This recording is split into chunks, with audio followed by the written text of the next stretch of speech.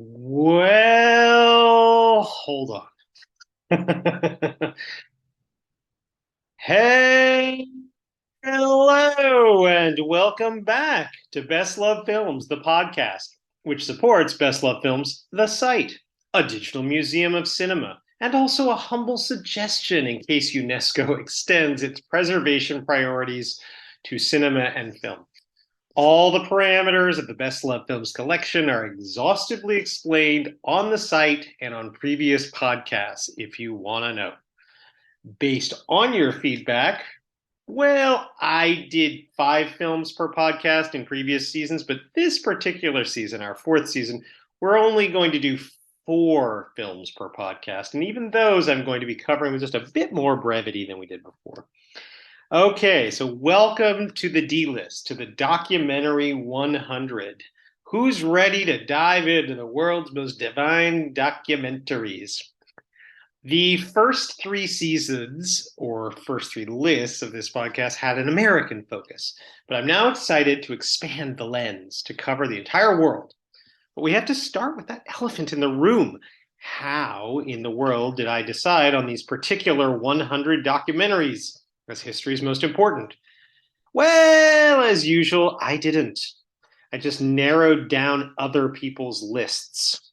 In the case of documentaries, my populist authority was Letterboxd, from which I took all of their top 25. My elitist authority was the 2012 Sight and Sound poll, from which I took all of their top 55. And my more general authority of authorities was Metacritic. With caveat, I managed to include all of Metacritic's top 170 documentaries. Now, you would not be crazy to ask how I could possibly make a list of 100 documentaries from a list of 170 films? Right. Well, I'm glad you asked. All the major sites, and this includes IMDb, Rotten Tomatoes, many, many others, suffer from overwhelming recency bias when it comes to documentaries, perhaps because in the algorithm era, critics ranking a strong documentary 100 out of 100 has never been more urgent, and it's certainly never been easier. While I agree that technology has improved, I don't agree with the way major sites agglomerate the critics because the results suggest that more than half of history's best documentaries were released in the 2010s. In what I consider a very generous compromise to recency bias, I decided my top 100 documentaries list would consist of no more than 25 films released since 2010, which is a quarter of the list. So I'm still being nice enough to suggest that 25% of the best ever and most important ever and most influential ever documentaries have come out since 2010. I actually think that's being nice because I don't think it's actually that many, but fine. So this list has 75 films that came out before that. You can do the math yourself. However, it's also the one reason that I was able, another way that the reason that I was able to condense 170 into 100 were my 4 other criteria, and let me just explain what those are. One, no short films, so that's a 1 hour minimum on each film. Number 2, for the sake of my guests, and I don't have any guests today, but I will in future episodes of the podcast, the film has to be available for streaming, paywall or not, on Amazon, Apple, Canopy, HBO, Criterion, or Netflix. Now, I do realize that that prejudices against certain great documentaries that need our help the most, but I will get back to those films on my N list, which is the non-fiction 100 right now. We're on the D list, the documentary 100. Okay, I said 4 other criteria. I only did half of them. So rule number 3, no more than 2 films made by any particular director. Their third best film will just have to wait for that N list. Yeah, I'm okay with that, really, because what happens is these certain major documentary directors tend to take over these lists, and I don't like that. Finally, number 4, based on my decades, and I do mean decades of scholarship, reading, and based on a little bit of curator discretion, I squeezed in 10 films that somehow missed the all-time best lists, but are still historically crucial. And two examples of that are Fahrenheit 9/11 and An Inconvenient Truth. And some more examples are most of this first podcast, to be completely honest. Okay, so there are two conventional ways of beginning the history of documentaries. One is to start with the very first theatrically presented films made by the Lumiere brothers in the 1890s and well known to every real cinephile. Because of this particular list's criteria about feature-length films, I leave the Lumieres and Dixon and the rest to another list. You can find them later, and you can read about them in other places. The second traditional method of beginning the history of documentaries is to start with NANOOK of the North. If you Google the words first documentary feature, you will see plenty of NANOOK. As a film historian, my problem with that is that there were popular documentary features before NANOOK. No, they were not called documentaries, and no particular one had quite the sureness of form or influence of NANOOK of the North. No doubt, NANOOK deserves its place early on this list. But I also wanted to complicate that picture just a bit to remind my Digital Museum's visitors that NANOOK's director, Robert Flaherty, didn't exactly invent everything. So I'm not going with either of the two traditional ways. I'm doing my own third way of beginning of the list of documentaries. So yes, several popular feature documentaries were made before NANOOK in 1922, although not so many as to merit more than one place on this list. After a good deal of consideration, I settled on a movie called The Battle of the Somme. By summer of 1916, after nearly 2 years of war, many Western citizens had become accustomed to viewing short newsreels about the calamitous conflict. In a time before television and indeed before radio for most people, Nickelodeon newsreels made the carnage unprecedentedly visual and vivid. The antecedents for filmmaking the film eventually called The Battle of the Somme were related to the antecedents for war making the conflict eventually called the Battle of the Somme. In 1913, few Britons could have told you where the Somme was. 2 years later, most knew it as the notorious Front, the deadly demarcation between Allies and Axis powers. In that year of 1915, the Allies privately agreed that sometime during the following summer, the Somme would see something like an all-out assault from the Allies.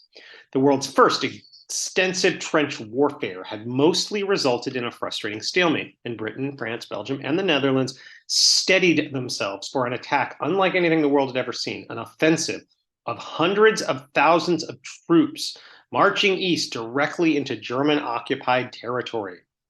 As journalists and filmmakers followed the troops collecting near the front, the phrase "the Battle of the Somme" elevated from whisper to sotto voce.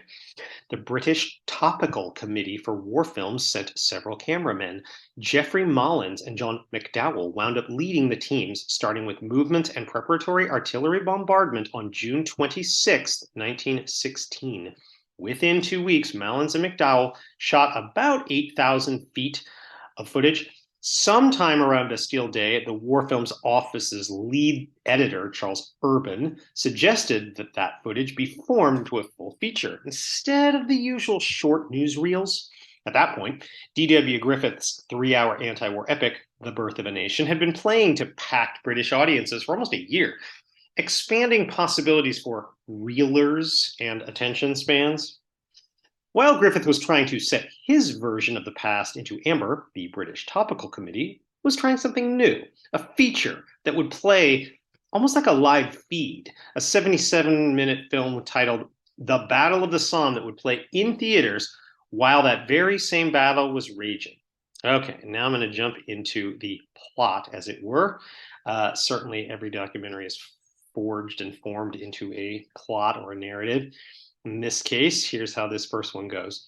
The Battle of the Somme begins with a title saying Preparatory Action, June 25th to 30th, showing the activities before Fricourt-Mametz, unquote, while assuring us this was representative of much of the British front. We see many disassociated troops, horses, and cannons at a muddy intersection. A title card tells of a general addressing fusiliers, followed by the visual of an officer on horseback delivering an address, surrounded by orderly soldiers standing in a circle.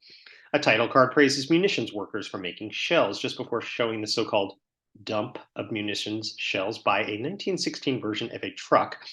We see a massive pile of hundreds of arm-sized shells passed along, as a fire brigade would do. As platoons march in formation, most soldiers cheerfully look at, acknowledge, or even wave to the camera. Cannons are prepared and fired between shots of troops marching and other troops munching. Title cards tell us that the larger shell flying pigs killed two dumb victims. That's in quotes, two dumb victims. And we see those, the corpses of two unfortunate horses. A title card heralds the morning of the attack, July 1st, 1916, and cuts to firing cannons giving way to many men standing around laughing, followed by an officer hustling soldiers into a trench. A title card braces us for a no man's land, whose subjects endured heavy machine gun fire 20 minutes after the next shot, causing us to wonder how many of the dozen enlistees looking at us were giving some of their last looks. The front of the front isn't quite what we expect from narrative cinema. Instead, we see walls of sandbags without another wall to make a trench. The film presents many ragged open fields, a few explosions, a lot of scrambling, and a card that tells us the following soldier died 30 minutes after being filmed. During the next sequence, many wounded men are carried on stretchers as the bearers still tend to smile at the camera. Horses drag wagons of artilleries. Battalions march over hill and dale. In one extreme long shot from atop a hill, we and soldiers look to the distant horizon, where at least 20 different smoke flumes indicate a fiercely contested battle. A doctor examines a wounded man near a half dozen men on stretchers to show, according to a card, how quickly the wounded are attended.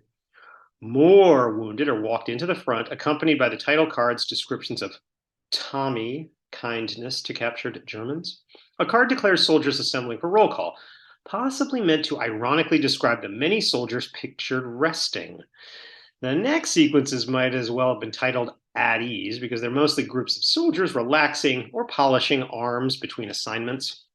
One final marching battalion cheerfully tips their helmets to the camera just before the film cuts to a map and ends. On August 10th, 1916, The Battle of the Somme, the film, premiered for royalty. On August 17th, a recommended musical medley for the film by J. Morton Hutchison was published in the newspapers. On August 21st, the 77-minute film went into general release, where it enjoyed, quote, unprecedented, unquote, popularity, likely viewed by as many as 20 million Britons during August and September, while the actual Battle of the Somme was very actively happening. In an effort to guide the film's many viewers who had never seen a film, critics warned about the depicted violence, even while contextualizing it as a difficult moral necessity. One review praised its recruiting power, calling it a, quote, powerful spur to national effort, unquote. Another review said, if the film's exhibition, quote, does not end war, God help civilization, unquote. Thus began debates over war-based feature documentaries' propagandistic value in continuing or ending wars. More than 100 years later, we're still arguing about this. The aftermath of the First World War prompted filmmakers all over the world to document the sudden new conflicts, cars, communications, and various cultural exchanges. As Cherie Kazarian put it, quote, Jessica Borthwick changed her film magazines under the cover of sheepskin rugs in the Rhodope Mountains while filming the Second Balkan War. Lowell Thomas spread the fame of T.E. Lawrence, touring with films and photographs of the British intelligence officer who led the Arab revolt against the Ottomans. Biologist Carl Akeley invented a special camera and tripod so he could more easily film gorillas in their natural habitat. Silvino Santos documented explorer Alexander Hamilton Rice's search for El Dorado in the Amazon, unquote. But none of these quite achieved the international renown of this list's second film. Since I have now completed the yeoman's work of problematizing the phrase first documentary, it is now time to also acknowledge the influence of a century's worth of historiography that established the list's next film as the most popular silent documentary and the first well-known ethnography, blazing a trail that led to, among other things, most of National Geographic's filmic content. All of this began with a man born in 1884 in Michigan to an iron ore prospector who eventually sent him looking for minerals in Canada's Hudson Bay. In 1913, Mr. Robert Flaherty took Eastman Kodak's new class on movie camera operation to do his job better. But when he returned to Hudson Bay, he found himself more interested in filming the local Inuits, or as whites then called them, Eskimos. Flaherty spent the better part of the next 3 years filming Inuits. He edited it into a film, showed it to enthusiastic friends, dropped his own cigarette on the original negative, and lost all of his film, something Flaherty would later credit for saving the world from a boring travelogue-like picture. With America and the world at war, Flaherty found difficulty fundraising to refilm his Eskimo adventure. One film that both helped and hurt him was Edwin Curtis's In the Land of the Headhunters from 1914. Although I considered putting Curtis's unusual drama on this list, three things worked against its inclusion here. Number one, it was a spectacular failure at the box office. Number two, its title is racist and misleading. And number three, it's arguably not documentary, considering how much of it is scripted and staged. Now, to be clear, as I'll discuss at some length, every single documentary contains scripted and staged scenes. Nonetheless, In the Land of the Headhunters, which is both the first feature made with an all-Indigenous cast and the oldest surviving feature made in Canada, is an unacknowledged stylistic antecedent to Nanook, as well as a financial failure that Flaherty saw as a cautionary tale. Flaherty spent much of the second half of the 1910s trying to convince someone to let him remake his Eskimo film as something more focused on one family. And eventually, by 1920, Flaherty convinced top French fur company Réveillon Frères to fund the film. Over the next 2 summers and winters, Flaherty allied himself with the First Nations, as Canada now calls them, to stage scenes and reenact events that he didn't capture quite so well the first time. He put the focus not only on one family, but on one charismatic warrior, Alakariala, who apparently named himself Nanook for the sake of unsophisticated white tongues. Okay, let's jump into the plot summary, as it were. In Nanook of the North's current opening titles, Flaherty spends maybe too much time explaining how inspired he had been between 1910 and 1916, as though the Inuits have changed a lot since then. He also apologizes that Nanook wanted him to remain another year, and then tells us that Nanook went searching for deer in the woods and starved to death. The film more formally begins with a card saying, quote, "The mysterious barren lands, desolate, boulder-strewn, windswept, illimitable spaces which top the world," unquote. Cards praise Eskimos as patient, kind, happy-go-lucky, and the only race who could survive eating no more than the animals they hunt on the east side of Hudson Bay, in Ungaya, an area about the size of England that is home to 300 people. I like that I timed my cough, with the whole eating one.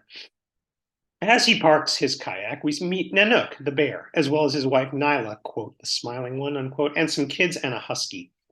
We watch Inuits burning moss to hollow out sealskins, draping skins over the kayak, carrying it to the river, and piloting it to a white man's trading post, where Nanook and family trade bear and fox pelts for knives and candy. Human babies pose with husky babies. Inuit children eat wafers and alcohol, and the white trader shows a gramophone or phonograph to Nanook, who bites at the vinyl record. Nanook embarks on a village-saving hunt that includes graphically successful ice fishing with a spear. Soon, we see a large group of warriors attacking a larger group of walruses who back and forth with the men until one beast is harpooned, contested by its mates, and finally hauled to shore, where the hungry men cut up and devour the walrus parts. Winter falls in the form of human high snowdrifts, seeming sad and intimidating as Inuits push a sled up a hill, but less sad when they cheerfully ride that sled down. Nanook finds and kills a white fox that he pulls out of a hole as if by magic. Titles tell us, then visuals show us, that Nanook licks his knife to make it ice over before he cuts ice to build his itinerant family an igloo.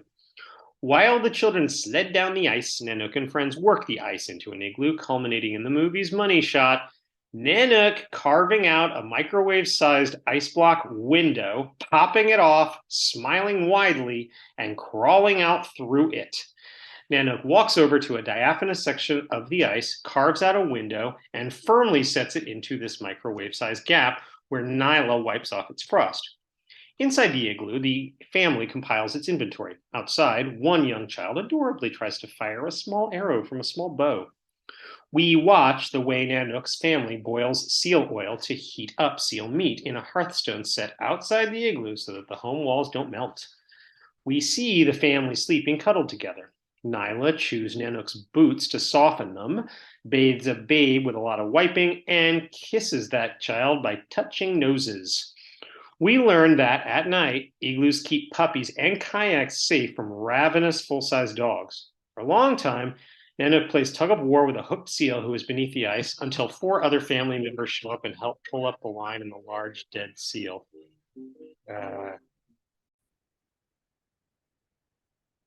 For a long time, Nanook plays tug of war with a hooked seal who is beneath the ice until 4 other family members show up and help pull the line and the large dead seal.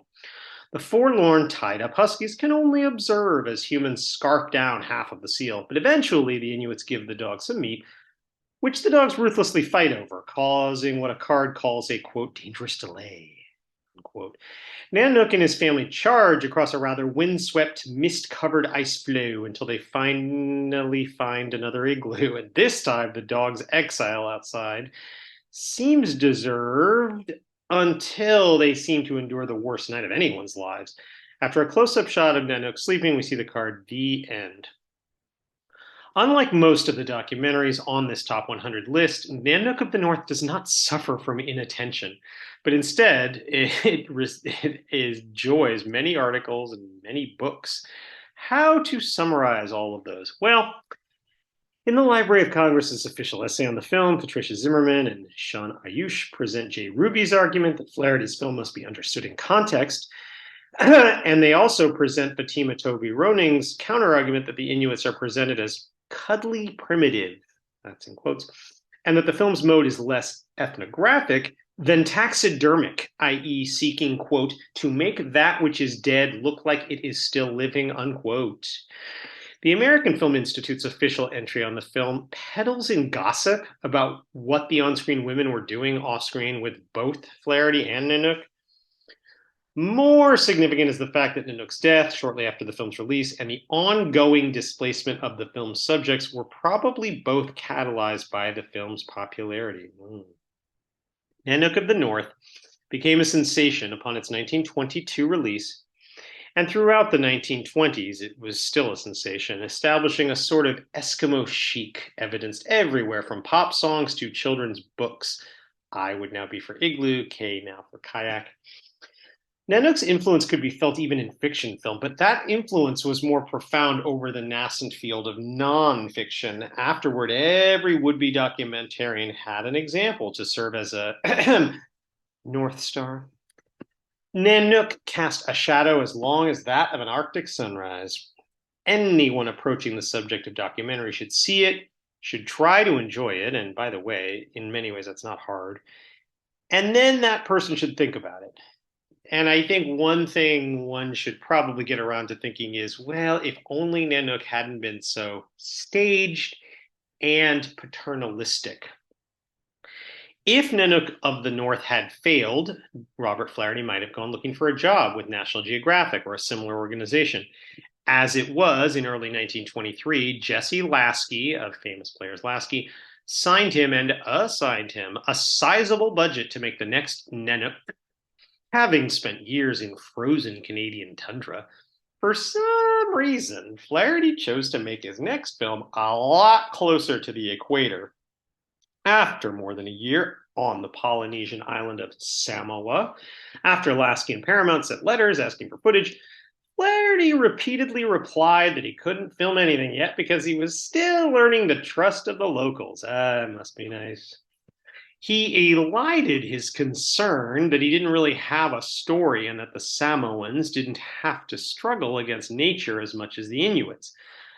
Finally, Flaherty decided to structure the film around a boy's initiation to manhood, eventually naming the film after that boy, Moana, which is a word that translates to deep water. As with Nanook, Flaherty encouraged his subjects to revive pre-modern practices, to dress and behave as their ancestors had, instead of in the then current clothing and customs assimilated from colonialists and other change agents. Once again, a paternalistic Flaherty staged and restaged supposedly spontaneous situations. If you're hoping that Flaherty might have received some kind of karmic payback for all this, it may interest you to know that he used a local cave to develop the rushes, where the silver nitrate spilled into the water, found its way into traces of Flaherty's drinking water, and almost killed the filmmaker over there in Polynesia. However, Flaherty did survive that, 20 months in Samoa, and another year editing back in California, releasing the film in early 1926. The opening credits present the full title, Moana, A Romance of the Golden Age. The two credited director-producers are Robert Flaherty and his wife, Frances Hubbard Flaherty, here finally properly acknowledged.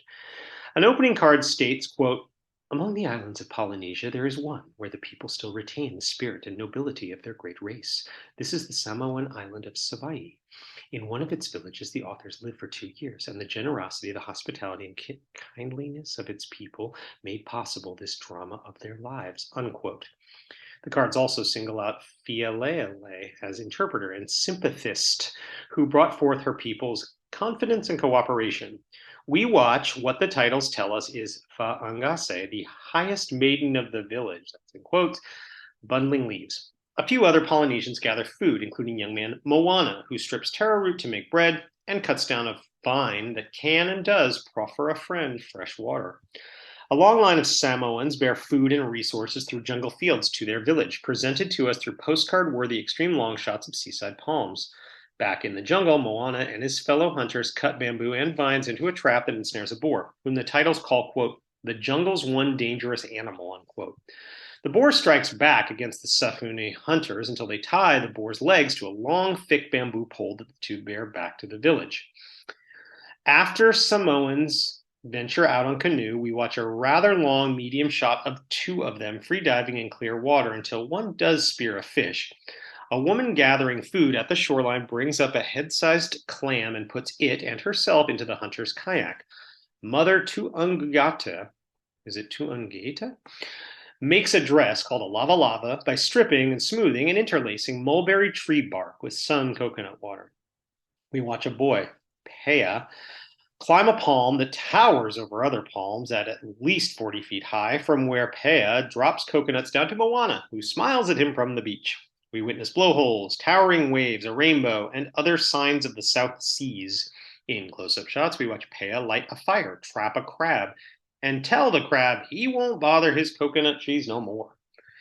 In a scene that may amaze modern Hawaiian snorkelers, young Samoans work hard to drown a sea turtle, whose corpse they transport, display, and break apart into jewelry. We watch food prep of breadfruit, taro, and green bananas. Moana practices dances with a woman in a grass hut. We watch a tattoo applied to Moana's back, punctuated by a title that reminds us that the practice preserves the dignity of his race. Titles continue by telling a witch to drive out evil spirits, and we see something like that. Another title assures us, quote, "manhood shall be won through pain," unquote, as we see weeks' worth of tattooing on Moana intercut with a choreographed assembly of dancers. We watch kapa prepared, offered to elders, and poured over Moana's tattoos as he has now transitioned into manhood. Choreographed dancers become more elaborate and celebratory. Released in 1926, Moana was not a hit in the United States, a fact some blamed on the absence of a character as compelling as Nanook. However, that hardly explains why the film did so well in Europe. Perhaps Americans felt literally closer to what they called Eskimos. For movie-going Europeans, perhaps Polynesians and Inuits were more equally exotic and interesting. Another possibility is that religious censors learned of a film with bare-breasted females and managed to keep it out of many American theaters. Europe had no such powerful censorious religious groups. Moana inspired later legendary British nonfiction filmmaker John Grierson to coin the term documentary. Perhaps aspects of it eventually inspired the 2016 Disney film Moana, What can this old silent film say except you're welcome? Robert Flaherty would enjoy and monetize his reputation as the father of documentary, as well as the father of ethnographic film, until his death in 1951. His 1934 film Man of Erin is well known to fans and students of documentary and would have made this D-list, except that, as I said, I decided no director could account for any more than 2 films here. You'll see it on the end list. In the meantime, it is time to pivot to this week's final film and a sense of how documentary began to expand away from, and sometimes in response to, Robert Flaherty. Of the many, many filmmakers who pitched ideas for the next NANOOK, none made a film that was more popular or influential than the film Chang, a Drama of the Wilderness. The film's 2 American directors, Marion Cooper and Ernest Schudsack, met in Vienna shortly after the Great War and established themselves as cameramen for hire, to the point of being hired by an explorer named Edward Salisbury, who brought them to Malaysia, looking for a race of men with tails. Well, they failed to find that footage, but they did leverage that job into another gig in Ethiopia, filming Haile Selassie's indigenous revolution, and then another job in Persia's Zagros Mountains, filming a nomadic Bakhtiari migration for food for their animals. The latter's result was edited back home in the United States, sold to Jesse Lasky while he was waiting for Flaherty to finish Moana, re-edited by Lasky with a new prologue and outtakes titled Grass, and distributed by Lasky into a minor hit in a few select theaters in 1925.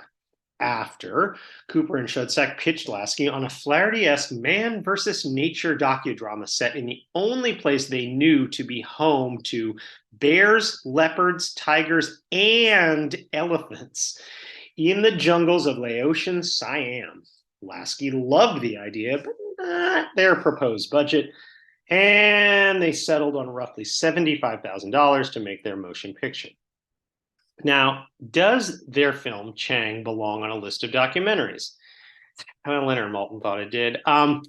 Context is everything. The word documentary hadn't even yet been coined by John Grierson. Chang is certainly saturated in realism compared to other 1920s representations of Asia. Those tend to feature white people in yellowface and Chinese restaurant-style kitsch.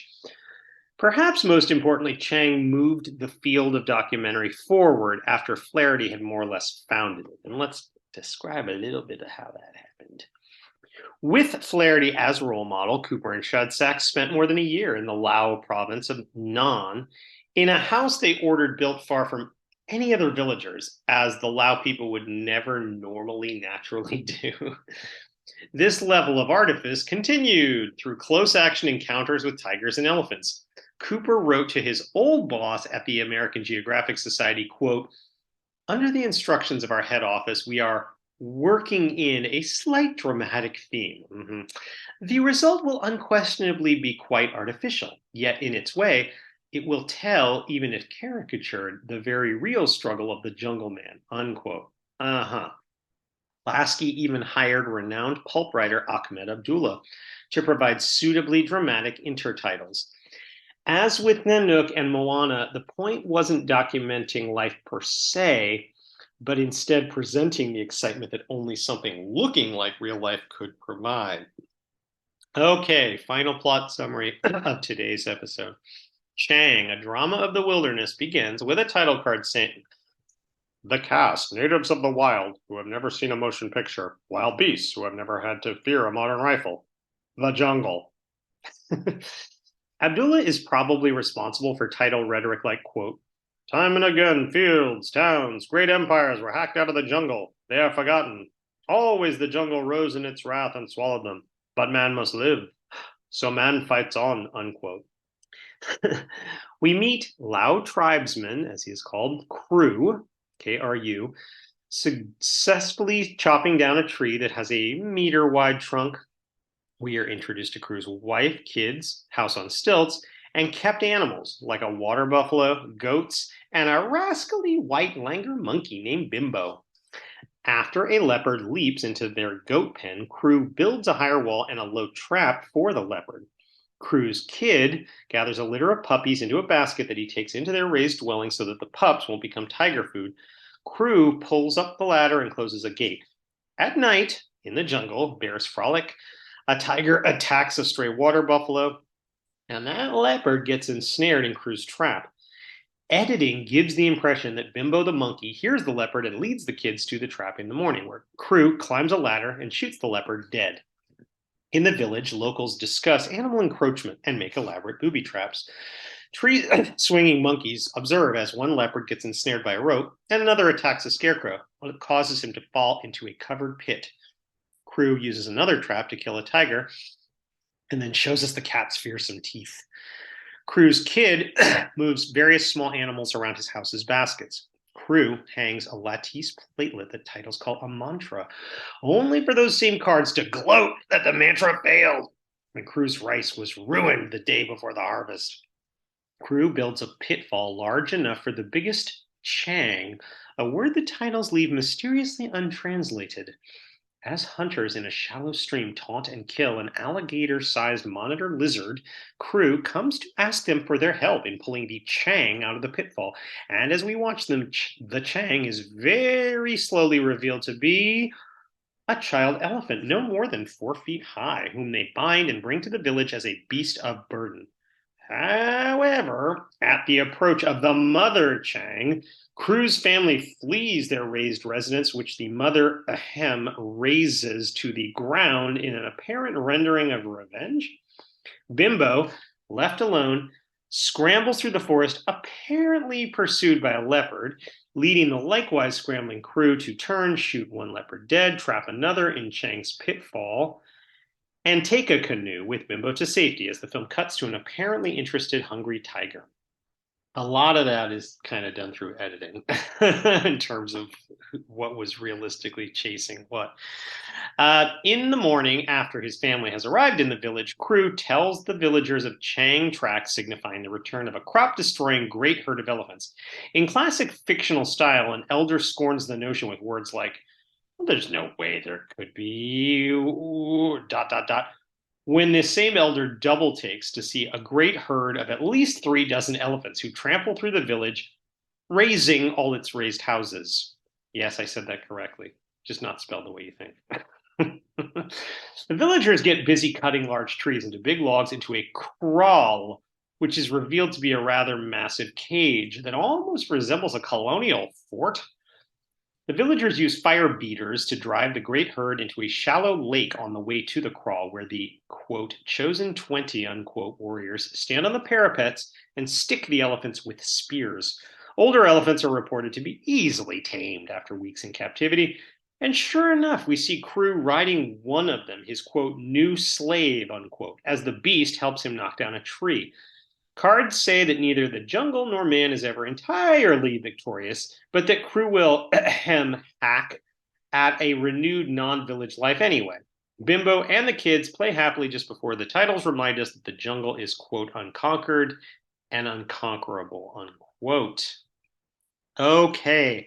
Chang, A Drama of the Wilderness, was nominated for Best Artistic Unique Picture at the first Academy Awards. Outfitted by Jesse Lasky with a snappy soundtrack, Chang became the first successful sound film of its kind. But what kind was that exactly? Such films were promoted as real-life adventure, or sometimes ethnography, or sometimes travelogue. Most of them did not flaunt the boundaries of fiction quite as flamboyantly as Chang.